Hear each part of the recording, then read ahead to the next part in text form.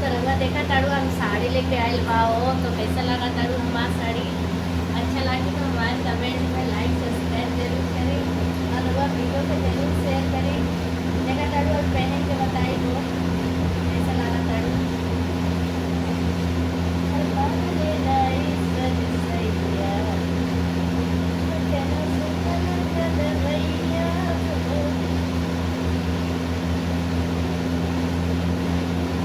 रउआ हमार साड़ी कैसे लगा तारू?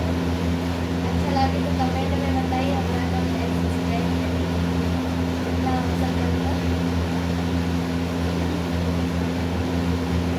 अरे दारू बाजारू तो चढ़ जाला हो, और के बाकी नियत बिगड़ जा।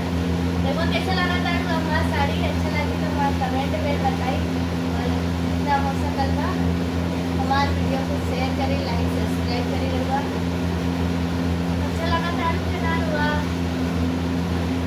देखे तारू बहुत महंगी साड़ी बा हो।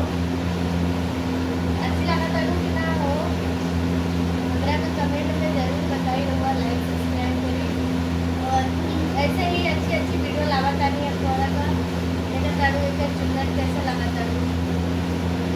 मस्त परफेक्ट लगा तारू हमरा का।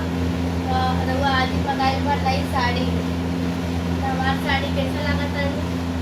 अच्छा लगी तो हमारे वीडियो को लाइक सब्सक्राइब करी, कमेंट करी और जितना हो सकता शेयर करी।